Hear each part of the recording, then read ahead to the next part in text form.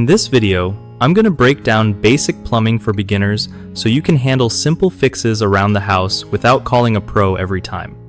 Alright, so first thing, always shut off your water supply before messing with any pipes or fixtures. That way you avoid floods or a total mess. Next, get familiar with the main tools you'll need, like a pipe wrench, plunger, plumber's tape, and a basin wrench. These are your best friends in any plumbing job.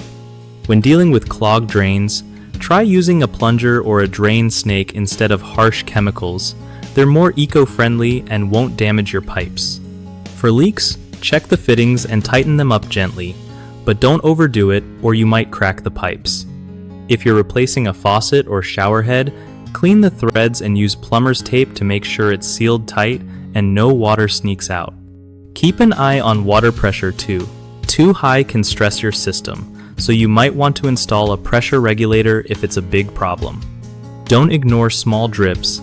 They waste water and can cause bigger damage over time. Finally, know when to call it quits and get a professional involved. Some stuff like major pipe repairs or sewer line problems need expert hands. One of the biggest mistakes people make with basic plumbing for beginners is not turning off the water first, which leads to flooding chaos. Just remember that valve is your best friend. Another common issue is using too much force when tightening fittings. Pipes aren't toys, so be gentle to avoid cracks or leaks. Lastly, folks often skip using plumber's tape on threaded connections, which is like leaving a door open for leaks. Wrap it around properly to keep everything watertight. BigHomeProjects.com is super cool because it connects homeowners like you with trusted local contractors who know their stuff and won't rip you off.